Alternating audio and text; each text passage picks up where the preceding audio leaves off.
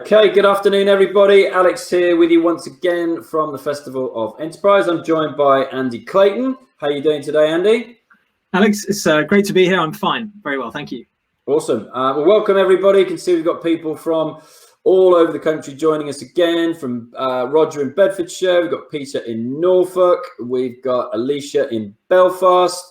Sonia in Cheshire, Andrew from Aldershot, Meets in Sunny Pool. How about yourself, Andy? Whereabouts are you from today? I'm in Oxford.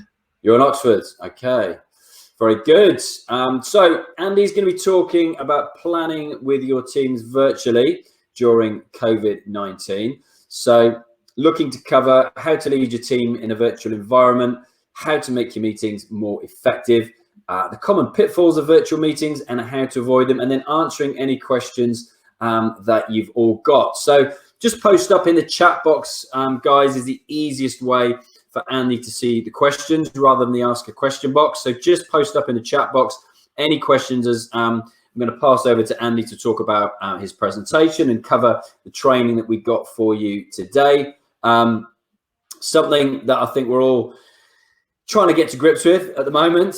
So welcome time to talk about this. So I'm going to pass over straight to Andy. I'm going to bring up your presentation now, Andy, and yourself and I are going to drop down to the bottom of the screen. So pivot your business, virtual strategy and planning. Here is Andy Clayton. Thank you very much indeed, Alex. It's a great pleasure to share with you all today. So in order to put this in context, it'll be helpful if I just quickly share with you what it is that we do and what our expertise is so that you can get a clear picture of that.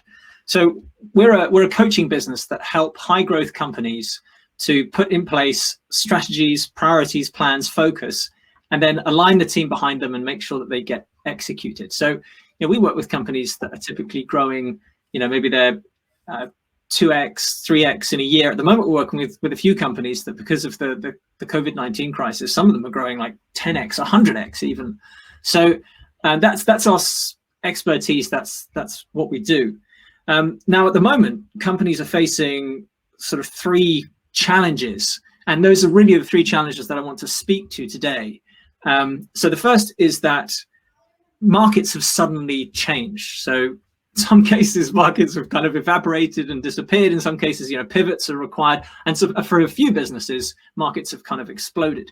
So when that sort of thing happens, you have to have a new focus to the business. You have to set a new direction, that the strategies need to be updated and the team need to be brought in line with that new direction. So that's something that teams have to be doing right now. There's a lot of planning work going on. The second is that teams are all working from home. They're working remotely. So there's this very practical question of, well, how do you do that effectively when people can't physically be brought together in a meeting to get that done? And the third thing is, if people are cash strapped, we're all very constrained with our cash flow. So the sorts of means and third parties, people like myself, that you would use in order to do that, all of a sudden become a little bit unaffordable. So in response to those sort of three challenges, what I've done is I've done a massive download and a brain dump of all the knowledge and the expertise and the tools that we use in order to do that effectively, because we've been doing virtual strategy and planning with people for years, for a long time.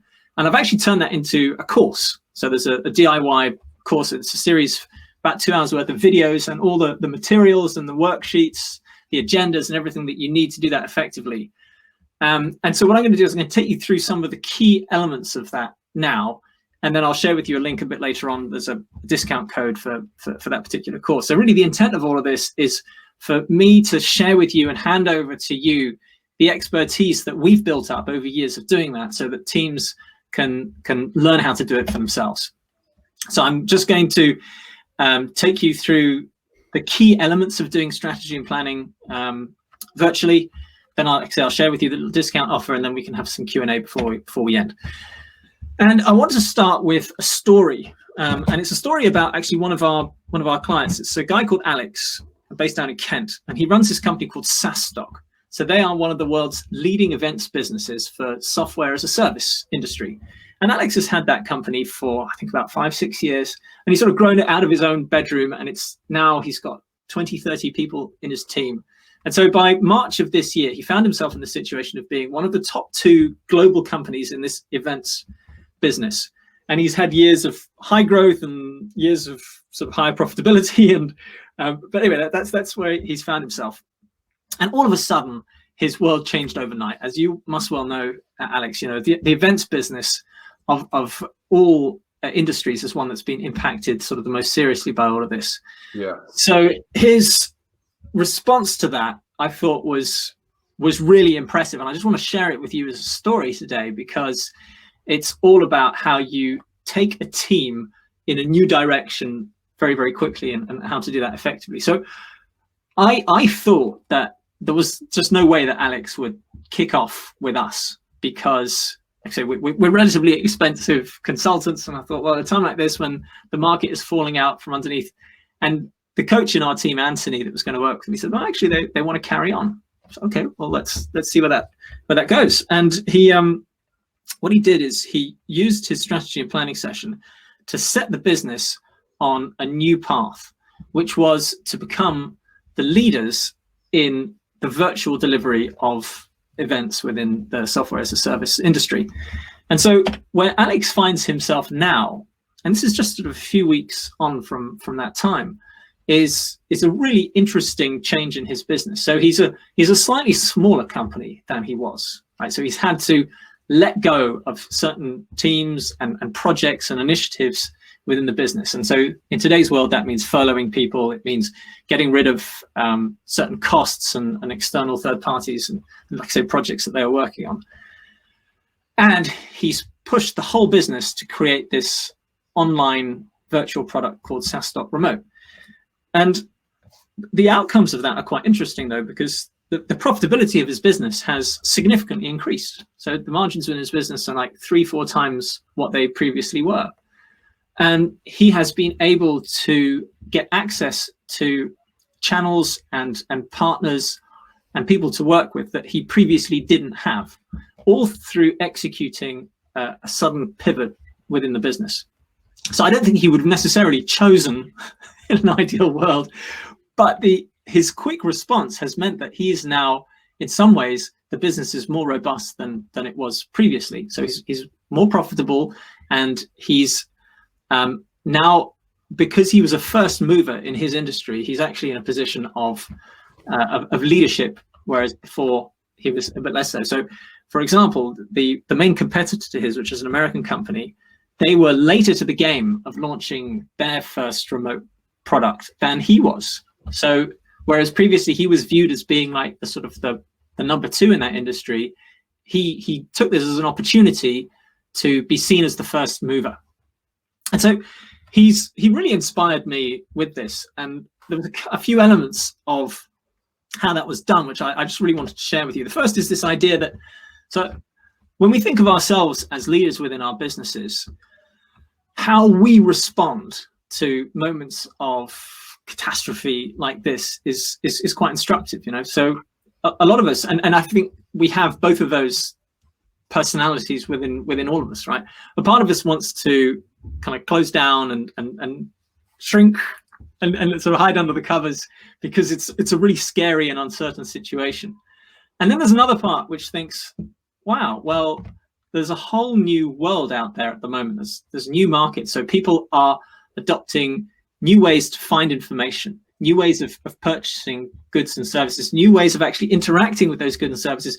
And in many cases, our customers' lives and their needs and pain points have changed. So the way that Alex sort of inspired me to think about this, which I really like, is this idea of a land grab. It's like there's a massive land grab happening at the moment across all different industries. Now, some of them are quite obvious. And in fact, the events business is probably one of the more obvious ones, right? Because rather than thinking, oh, all the in-person events have gone away, the obvious land grab is, right, there's an opportunity to go and chase events online.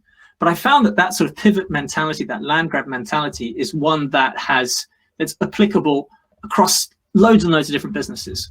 So, for example, when I think about my own business, normally what we do is, you know, we have in-person we do coaching and strategy and planning with companies, and that's now shifted to how can we help people to do their strategy and planning in a virtual context, which is actually a service that we already have. So hence, I've, and as you'll see, developed new products around helping people to do that for themselves, because I want to be recognized as a leader in my own industry, right? But I was on a call with a company a couple of days ago, and they're in the cannabis business, right? But I mean that in a very legitimate sense. They make all of the materials that are used for the storage and the transport of cannabis. So I found myself asking this question to people a lot recently, like, where is the land grab in your industry? And so when I was talking to this young guy, the CEO of this company, he's thinking about it. He said, well, actually, I suppose people still need to buy our products. There's still demand there. It's just rather than going to the shop, they'll all be going to websites. And so somebody's going to have to develop the website, the leading website in that space. And that's almost an inevitably it's going to happen. And so how do we go about that? Do we create that website? Do we partner with somebody who's got it? And so this idea of land grab and where the new opportunities are going to be, I have found that very helpful in the conversations that I've been having with companies recently. And again, it's kind of inspired by Alex. The second is about leadership styles. So at a time like this, when there's this premium on moving quickly, on having this first mover advantage, so the way that we actually go about leading teams in a time like this has to change a little bit. And normally I spend a lot of time talking to people about inclusive styles of leadership and these sorts of things, but it's very clearly a time whereby strong leadership, like leading from in front, has to happen again. So in Alex's case, there were elements of the business that were quite concerned about this change of direction. And there's all sorts of reasons for that. People just are uncomfortable with change. If you don't know what the outcome is going to be, if there's that uncertainty and risk, that creates resistance and pushback from the team. And so he had to, like I say, close down certain parts of the business. And so he had to deal with the pushback from that. And then the remaining bits of the business, they had to be convinced that this was the right direction to go in. So what I see with the CEOs that I'm working with at the moment is it is a more muscular type of leadership in a crisis time like this than we would normally sort of advocate on or even necessarily be comfortable with. So I think that's sort of a second thing that's worth pointing out. And then the third thing is the practicalities of it, the actual how do you make a session like that work? And that's what I want to sort of share in the remaining time this afternoon with you. Actually, the processes and procedures of how you do that. So virtual strategy and planning. And so I want to dip now into the kind of the how of what we do, so that you can start to think if this is something that you need to do in your business, just at a high level, what are the steps that you go to achieving that? And so I want to start by sharing with you kind of the 4 stages to doing strategy and planning effectively. And it's these 4 steps, right? So the first thing is that you have to actually develop a strategy. So this will include things like having maybe a long-term vision for the business, 10 years out. What's the big objective or the audacious goal that we have in 10 years' time that we want to achieve? What's the positioning of the business? What makes us unique and differentiated within the market? What's the culture of the business? What are our core values, the behaviors and the types of people and behaviors that we accept and don't accept? So a degree of working on strategy and making sure that you have this blueprint, a plan for the future of the business and how you're going to get there is an important part of any kind of a planning session. It has to be a little bit more than, hey, where are we right now? What do we need to do now immediately? Now, at a time like this, when there is a very clear sort of threat and opportunity, that can be as little as doing SWOT analyses, doing some sort of midterm targeting. Where do we need to be in 6 months and 12 months? But nonetheless, any prioritization that's to be done at the moment needs to be in the context of some kind of a direction and strategy.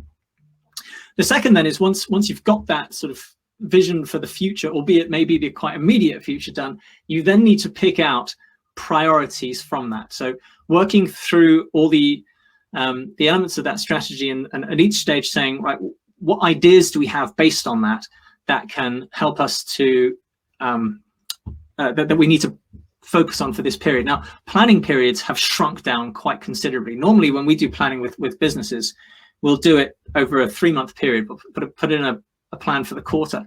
At the moment, what we see with companies is that's come down 2 months, even 1 month, and then quick check-in sprint sessions, maybe every week or every month during that period.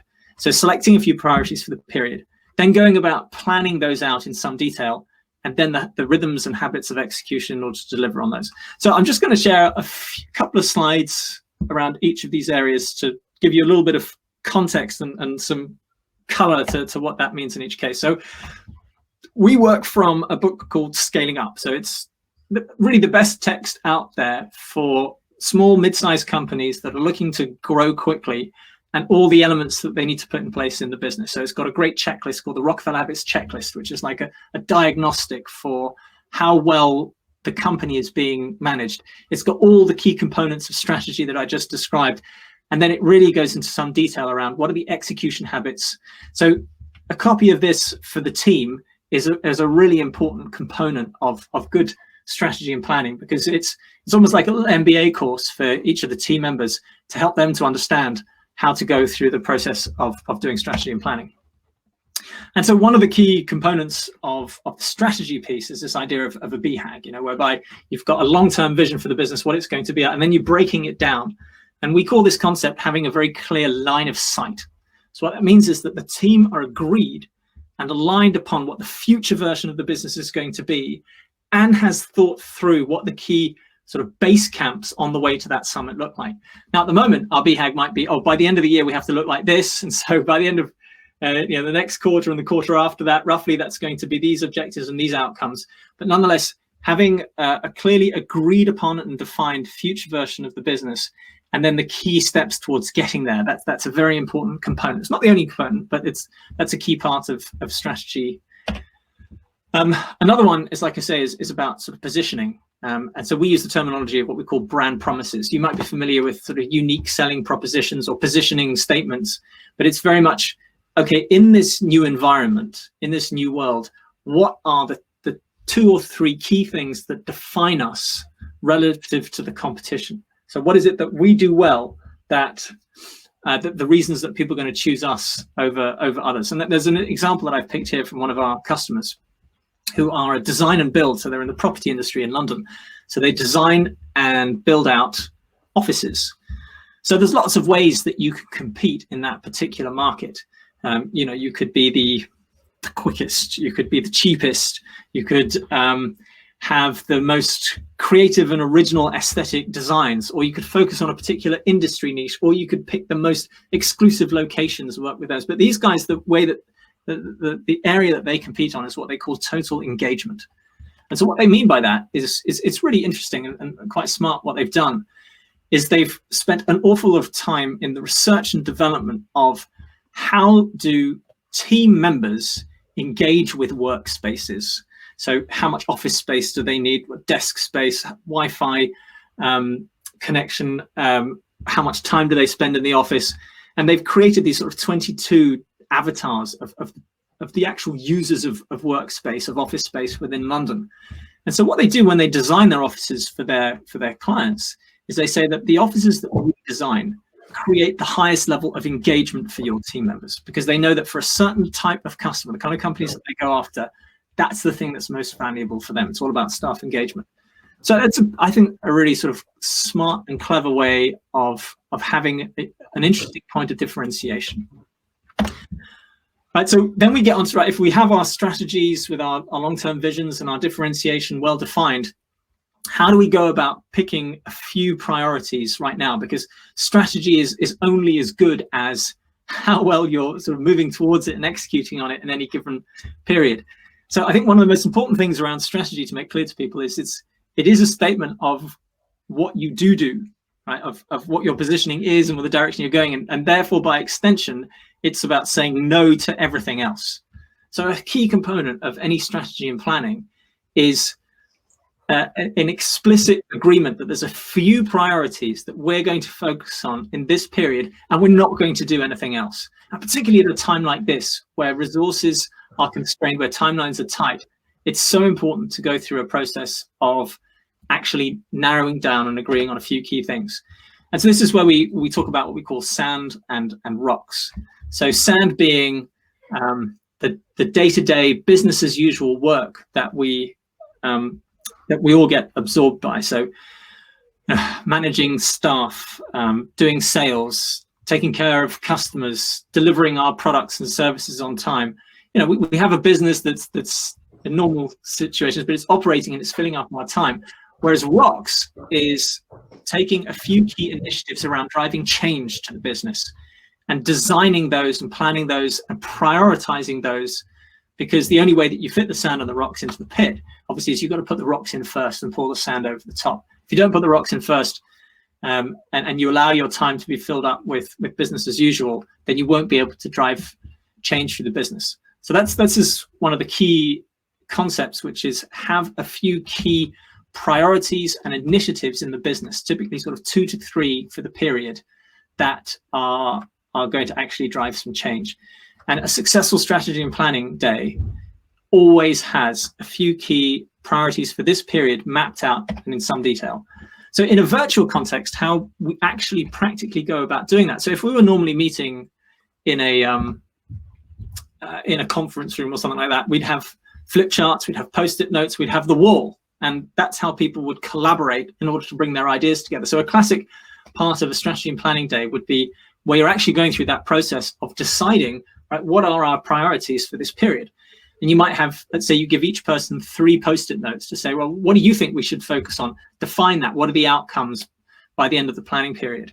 So you have people fill out 3 post-it notes, you put them up on a wall and a heat map emerges. Well, it's totally possible to recreate that in a virtual environment. And there's this thing called virtual whiteboards. So the one we use is a platform called Miro, Miro.com. But there's other ones. There's a Mural, Stormboard, or Google's got one called Jamboard.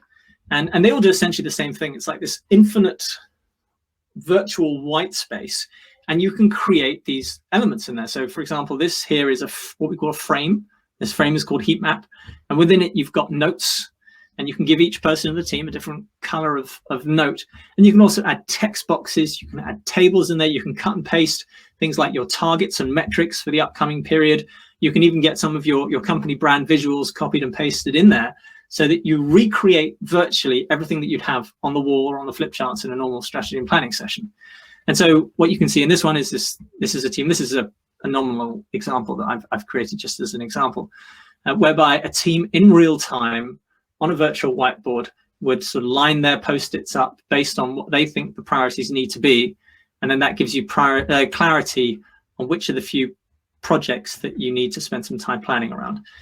So to get virtual strategy and planning right, there are 3 kind of key technology platforms that you have to master. One of them is the conference calling software. So something like Zoom or Teams. And importantly, you have to have a function in there called breakouts so that you can put people into separate rooms so that they can actually go about the job of planning out specific projects. The second is a virtual whiteboard like this one here. And the third one is to have some kind of task management software so that you can record the outputs from those. And so this is an example. It's called Align Today, and it's built around the scaling up methodologies. And it's somewhere where you put those priority projects that have been agreed and the actions that go with them and the targets associated with them. And then the final part is what we call execution. So this is what are the habits that we agree on as a team, as a business, in order to get these priorities done. And so this is where we'd have weekly or maybe twice a week check-ins around each of those priorities. So this example here is taken from, this is actually the weekly huddle agenda from my own business, from my own team. This is done in a platform called Monday.com, which is a really, really great piece of task management software. So one of the key habits around execution is every time that you have not just a strategy and planning meeting, but a weekly check-in or a weekly functional unit meeting, is you've got to make sure that you record the outputs. Like, what are the actions that have been agreed on? Who's going to do those? And these task management platforms like Monday.com are a great collaborative means of recording those outputs to ensure that there's clear accountability. And so that it means that your tasks don't get lost. And so next time you have a check-in, you can see what's been completed and keep those things updated. So having a regular check-in meeting around the priorities that you have is a key execution habit. as is having task management software to put those priorities in the first place, and then also to be tracking and recording your process. And then finally, like one habit that is super, super helpful at a time like this is what we call the daily huddle. And there's a couple of reasons why daily huddles are particularly important right now. One is, once you've got those strategies and plans and that direction in place, like the flow of information through the team so that they're coordinated and they know what other people in the team are doing is super important. You know, it just removes a lot of ad hoc communication. It removes miscommunication, but it also provides this important sort of check-in and bonding point for the team every morning. The second reason why I suggest it's particularly important at the moment is that people working from home, they kind of lack structure to their ordinary day. So we've moved, and our daily huddle in our team is at 7:44 every morning. And the reason we do that 7:44 every day is a few things. Firstly, if you do a daily huddle at an unusual time, like 44, people turn up on time. That's a strange quirk of psychology. But I like just the basic act of sort of getting to bed on time and getting up on time and having the day started with a few clear priorities is so important. That's particularly important when people are in this unstructured environment at home. So we're leaning on the daily huddle more than ever within our team, and we see our clients doing the same thing, because it means starting the day with something positive. So we share a piece of good news. We say, what's our key priority for the day? And is there anywhere that we're stuck or we need help from the rest of the team? So that check-in, it brings the team together at a time when they're dispersed, and it also forces each person to think, right, what's that difficult thing that I have to get done today? And they hold themselves accountable by sharing it with the team. So particularly important. In terms of getting started, the process of organizing your own strategy and planning session, like the first thing to do is just put a time in the diary. We started working with a company about a month ago, and they're going through crazy growth at the moment. They're called Cambridge Mask Company. So they make face masks, right, which is a great business to be in at the moment. But from agreeing to get started to getting their first planning session in the diary was like 3 days. So it doesn't even have to be a very long way out. If you're teaching yourself how to do it and you want to build in a bit more strategy work, you might say, okay, end of next week, or give yourself a week or two, but get a date in the diary. Make sure everyone's committed. You can start with a half day or a full day. Say, right, we are going to get together. We're going to set the direction for the business. We're going to come out with a few key initiatives and agree on how those initiatives are going to get delivered, because we need to move the business in a new direction. That's like the key leadership action that needs to be taken within businesses at the moment. I would then strongly suggest you have the team read as much of scaling up as they can get through before you get started, particularly the strategy and the execution sections of that book, because that will inform them around the key skills that they need in order to be able to participate that fully. The next suggestion I would make is appoint someone in the team to facilitate that session for you and another person to moderate that session. So what do I mean by those two roles? So the facilitator is the person that owns the agenda. So the outcome of a good strategy and planning session must be that you've got a few priorities chosen that's in line with an agreed strategy, and that you've got actions and execution habits agreed to deliver that. It's the facilitator's job to make sure that we get through the agenda to reach that outcome. So that means that they've got a good structured approach to things, that they can build out an agenda and chivvy people through the day. So, at times when people are going down tangents or starting to drift off, bring them back in and keep the team focused. And it's also got to be somebody who's quite good at sort of managing discussion and debate, so that you're helping people to get aligned and not getting people's backs up.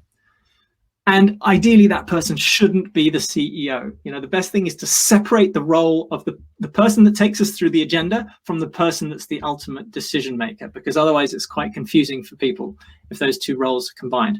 So that's the sort of thing that I normally do. I facilitate these kind of strategy and planning sessions, but obviously if it's a difficult time to bring in external resources, appoint someone from in the team to do that. The second role is the moderator, and that's actually a little bit like what Alex is doing at the moment. It's the person that is responsible for the technology platforms of that meeting.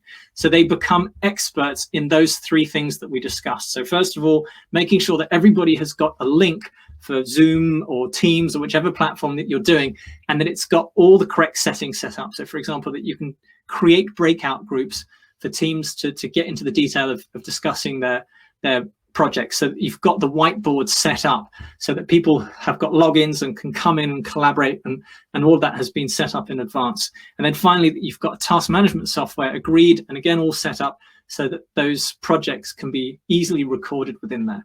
So what that means is you've got 3 separate roles, right? You've got the facilitator, who's the person that's taking you through the agenda, the moderator that's managing all the technology platforms, and ultimately you've got the CEO, who's the ultimate owner of that session and the decision maker around key. But it's really valuable to separate those 3 roles up. Then obviously you've got to set up the tech. In some cases you have to get a license, particularly Zoom. It's worth getting a pro license because it allows you to have long sessions with lots of people, and also to get those breakout rooms set up.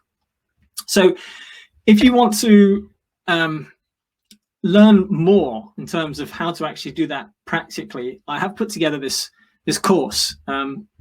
It's a lot of sort of 5 to 10 minute videos with all the worksheets and all the agendas that you would need to run a session like that. The benefits of it, obviously, you can use it to get the team aligned behind a new direction, set priorities within the business, get the company back to growth. And there's also key skills, important skills for the team to learn around how to do strategy and planning. So here's the link for that. Like I said, there's a 50% discount if you put in the code festival50. And I guess I should share a link to this within the chat of this. Yeah, you can copy and paste it up in there, Andy. Okay. So yeah, that's my quick intro to strategy and planning virtually. So on that, I'll open it up, Alex, for Q&A. And what are the things that people would like to know a little bit more about? Yeah, I will bring you up onto the screen. If you close your video. Stop sharing. Is that it? There you are. All right. There you are. David has asked, regards Monday software, it's great, but in my experience, you need to make sure you create an agreed and suitably straightforward structure, i.e. headings and topics and who can edit and responsibilities. Without that, there's a good chance you'll create chaos. Any thoughts on that, Andy? So I caught the first half of that, which is Monday's great, but... Okay, yeah, but in my experience, you need to make sure you create an agreed and suitably straightforward structure, i.e. headings, topics, who can edit, and responsibilities. Without that, there's a good chance you'll create chaos. All right, okay. So there are about sort of 4 or 5 types of boards that are worth creating within Monday if you're going to do some strategy and planning. So a key one is if you're doing a strategy and planning session and you're creating a few key projects as a result of that session, you need to have boards in there for each of those projects. So what that means is it's kind of classic using it as a piece of project management software. So that means you've got some work streams, you've got milestones, and then each of those milestones has got an owner and a status. And then the best practice on that is at the end of the day, once you've got all those inputted, let's say you've got 3 key projects, is bake those in. Don't allow people to go back and tweak those projects, be it the milestones or the outcomes. Keep those as is, with the exception of status. Obviously, you want to be updating status. And Monday's got a good update function whereby people can communicate through the update function. Then when you're getting into weekly meetings to problem solve and get people aligned around those projects, you want to have a separate daily or weekly task list where the more granular tasks around particular meetings or documents that need to be produced are going into. So that's one important thing. So separate out project plans from day-to-day task lists. That avoids a lot of confusion within Monday. And then you can keep, some of the key elements of strategy in there as a reference point. You can also put in sort of quarterly and monthly targets, so separate KPI sheets within there. But the thing with Monday is it's fine for doing that sort of thing. It's super helpful, but it also has all these other functionalities to it. You can use it as a CRM. You can use it as a sort of production management software. It's incredibly flexible. But you're right. It does need, each section needs to be pre-agreed in terms of the scope of it. Otherwise, people can run away with it.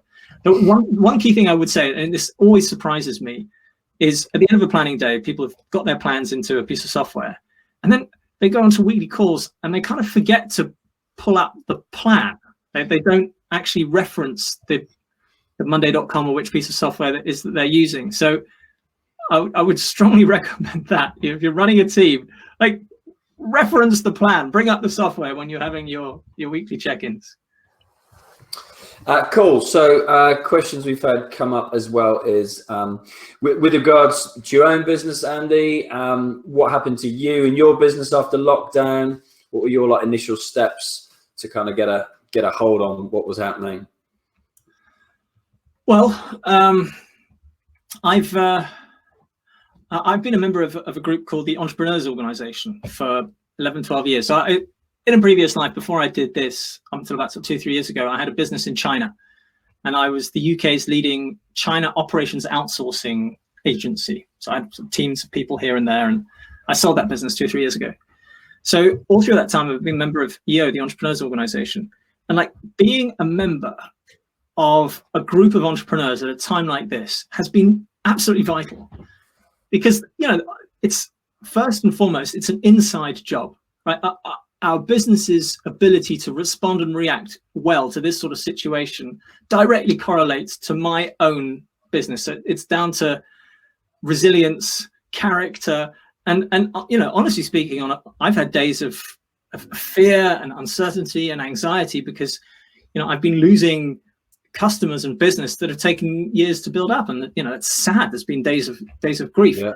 But being a member of that community and watching guys have really strong, positive responses to this situation has just been inspiring for me. And that sort of provided me with the kind of the motivation and the direction. So yeah, I've actually done a lot. My first reaction, because I've got a background in China, is I wrote a lot of articles about what's happening in China so that we can see what's going to happen here. And I got referenced in quite a lot of leading publications as a result of that. So I sort of put myself as a source of expertise and best practice using my contacts there.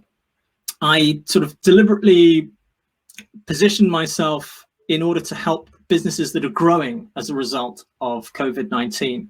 And so, like I said, I've picked up business from face masks, hospital partitions, technology companies that have got building components that go into face masks and hospital equipment. So by deliberately positioning myself to the part of the market that is growing, I've been able to pick up some business there. And then finally, like I say, sort of accepting the reality of what's going on with my customers. And I've developed a whole new product line, which is sort of DIY courses, and so that people can teach themselves to do what we do. And really, it's a mixture of, it is about helping people at the moment, sort of figuring out what people need, but also doing it in a way that is somewhere down the line, hopefully going to also lead to benefit to me as well. Yeah. So we do charge a little bit for that course, but obviously it's really peanuts compared to what we normally do. And I have to believe that over time that will maybe nurture or create a community that will one day turn into some business. But really, it's about how can I be helpful and practical to people. A few other things. So we've had to move all of our client delivery to being virtual, but for us that was relatively easy because we already had a virtual product. And what's been quite interesting, actually, talking to some of my clients recently that are also in the service business, is a lot of them are saying, well, I'm not sure if I want to go back to doing in-person service delivery. I actually like delivering service virtually because it eliminates all of the travel and the stress that goes with that. So what I've seen was happened in our business and also in some of our clients is that rather than discounting services, we've just been spending more time with each client, partly out of necessity because they need more help and we want to get closer to our clients at the time, but also because we have the time, because we're not traveling. And I've even got clients that are saying, well, I'm not sure if we'll go back to the office, and we'll close it down. Yeah, loads of people say that. Yeah. And so it'll be interesting to see how many of those changes actually stick. Yeah, no, I'm the same. I was going to London from down here in Dorset 3 days a week, and before that it was in a previous life it was once a quarter, and then all of a sudden it was before Christmas 3 days a week, and I was like, hang on a minute, this wasn't actually the plan, but somehow I've ended up doing that. And now you're taking a blank sheet of paper, which a lot of the CEOs I've spoken to kind of taken the same attitude and gone, okay, so start with a blank piece of paper. What would I actually like to do, with regards to the way I work in the future, and who would I like to work with? So it's a great opportunity to reframe everybody's businesses, I think, really. Yes. Stephen says, what's typical cost of these software packages? I've just seen that pop up. So if you look at something like Monday.com, from memory on a per user basis, it's about sort of, depending which package, it's somewhere between sort of $10 to $20 per user per month. It's in that range. So for a typical team, you're talking maybe £200 a month, depending on service level. Miro, we've managed to make that work for free. There's a few limitations on the number of boards that you can have. Zoom is definitely worth the pro package. That's, I think, is it $160 a year, something like that? Yeah, I think, it is. I think you're right. Yeah, I think I'm paying $11.99 a month or something like that. Yeah. So compared to whatever we were spending on meeting rooms and travel, it's not very much, to be honest. No, absolutely. And what is your priority for the next 4 weeks? What, me personally? Well, what are you focusing on? As a priority for the next 4 weeks. Well, like a lot of businesses, we've lost some business as a result of this, and so it's external communications and marketing has become probably our most important thing, and the nature of that has changed. It's all gone virtual and online. So this new DIY package that we have promoting that, lots of webinars, events like this. So we've got initiatives and targets around that side of the activities of our business, because the sort of re-engineering of our products, we were able to do that fairly quickly. And I'm not going to sort of have a huge, massive repivot of the business. The fundamentals of our business are sound. So it's that focus on the marketing initiatives to rebuild the business at whatever point the market picks up again. And we had a planning session actually soon after this all hit, and so we've actually launched a lot of stuff in a short amount of time, because it was well planned out, and it was we were quite quick to move on that. We practice what we preach. Everything that we do with our members, with our clients, we also do ourselves. Awesome. Thanks for that answer. And just to finish up, question that we're asking everybody that we have on, it'd be quite interesting, given the experience when you mentioned some of the newer clients you've been speaking to. If you had £1 million to invest in an industry today, what would it be? Well, that's an interesting question, right? Because I'm working with businesses that are growing massively as a result of this. Like I said, this face mask business that we work with, and there's still a long way to go, I think, in fact, in how much that can still be scaled up. And so that would be a good place to put money, and there's relative certainty on how that could grow. On the other hand, this would be a great time to be sitting on £1 million, because there's bargains to be had everywhere. I mean, if you look, I have a good friend who's in the property industry, and if you look at the valuations that are going around on the few deals that are being done property-wise at the moment, commercial real estate, they're at, in some cases, say 30% discount, which means that the entire equity value of those properties has just been wiped out. So everyone in that industry is sort of waiting for the signs that the bottom has been hit. And once it has, and there's sort of enough sign of growth, I mean, Warren Buffett has this great saying, right? I'm greedy when others are scared, and I'm scared when others are greedy. And so now is a great time to be picking up discount stocks, discount assets across a wide range of industries. Not just the high growth ones. I mean, there's obviously a few obvious places, and that would be maybe a safer bet.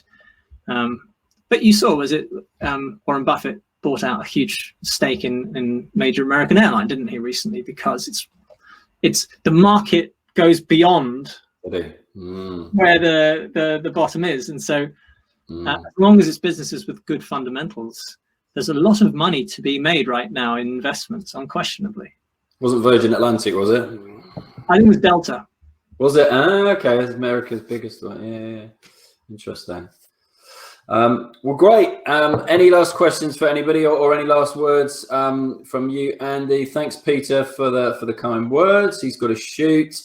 Yeah. Any other questions or any last words from yourself, Andy? So I've posted the link for the course in there. There's a 50% discount code, Festival50. So go in there, take a look around. Please get in touch. It's andyclayton@petrocoach.com. I'm more than happy to help any companies that are looking for You got that up, brilliant. Yeah, my email address. So please reach out. Any help that I can give, I'll be more than happy to do that. Thank you, David, as well. Yeah, so we'll get a load of people watch this on the replay as well, because we'll uplift this to a YouTube channel and also host it on the website. So that's wonderful. Well, lovely to meet you, Andy. Thank you for your time, and everybody for being on today's call from all over the country. Greatly appreciate that. Next one today, join me for Lord Billamoria, founder and chairman of Cobra Beer, from 2 o'clock in just over an hour this afternoon. Thank you very much. Thank you so much. Have a great day. Bye now. You too.